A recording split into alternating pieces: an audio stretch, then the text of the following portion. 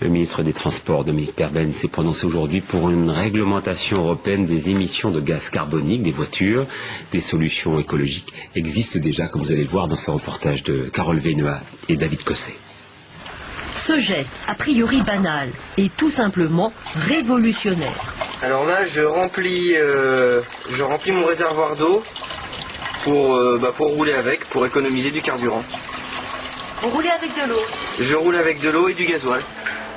Avec l'enthousiasme et l'énergie de ses 24 ans, Kevin a bricolé sur sa vieille Renault diesel un système qui permet d'injecter de la vapeur d'eau avec de l'essence. Le procédé est simple, il se compose d'un réservoir appelé bulleur et d'un réacteur, un tube avec une tige à l'intérieur que l'on introduit dans le pot d'échappement.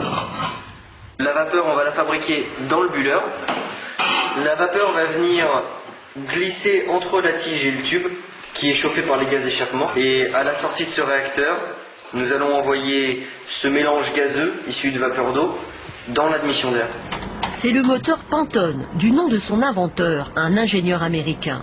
Depuis 1998, ses plans de montage circulent sur Internet et dans le milieu associatif écologiste. Le génie de Kevin, autodidacte en mécanique, c'est de l'avoir réalisé et ça marche.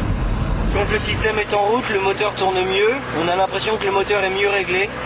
On a besoin de moins appuyer sur la pédale d'accélérateur pour monter une grosse descente, surtout pour les véhicules anciens.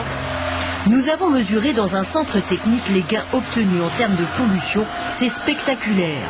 Pour les émissions de CO2, on passe de 8,6 à 0,1 avec le système Pantone. Résultat tout aussi satisfaisant pour les oxydes d'azote et les hydrocarbures imbrûlés.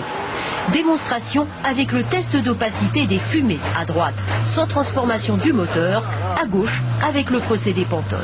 Quant au gain de consommation en carburant, il est de l'ordre de 20% et ça n'est que du bricolage. On peut alors se demander pourquoi les constructeurs ne s'y intéressent toujours pas.